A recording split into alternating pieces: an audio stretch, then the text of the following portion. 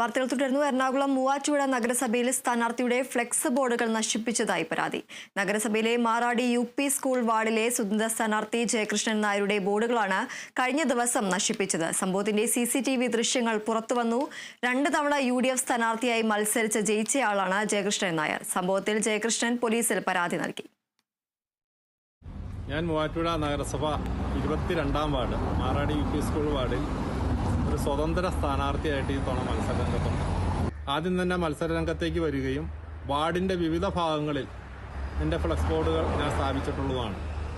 എന്നാൽ ഹൗസിംഗ് ബോർഡിൻ്റെ പ്രധാന ജംഗ്ഷനിൽ സ്വകാര്യ വ്യക്തിയുടെ ഒരു തെങ്ങൽ കെട്ടിയിരിക്കുന്ന എൻ്റെ ഫ്ലക്സ് ഇന്നലെ രാത്രി ആരോ സാമൂഹ്യ വിരുദ്ധർ അത് വലിച്ചു കീറി കളഞ്ഞിരിക്കുകയാണ്. ഒരുപക്ഷെ ഞാൻ കോൺഗ്രസിൽ നിന്നും പോയി സ്വതന്ത്ര സ്ഥാനാർത്ഥി ആയതിന്റെ ദേഷ്യത്തിൽ ചെയ്തതായിരിക്കാം എന്നാണ് എനിക്ക് തോന്നുന്നത്. തൃശൂരിൽ CPI വിട്ട ബ്രാഞ്ച് സെക്രട്ടറി 6 മണിക്കൂറിനകം പാർട്ടിയിൽ തിരിച്ചെത്തി. CPI Methala Patna north branch സെക്രട്ടറിയും മേത്തല സർവീസ് സഹകരണ ബാങ്ക് ഡയറക്ടറുമായ രാജേഷ് വളർക്കുടിയാണ് പാർട്ടി വിട്ട് അന്ന് തന്നെ മടങ്ങിയെത്തിയത്. രാജേഷ് വളർക്കുടി BJPയിൽ ചേർന്നതായുള്ള വാർത്ത കഴിഞ്ഞ ദിവസം പ്രചരിച്ചിരുന്നു. എന്നാൽ പിന്നാലെ രാജേഷ് പാർട്ടിയിലേക്ക് മടങ്ങുകയായിരുന്നു. ചില അസ്വാരസ്യങ്ങൾ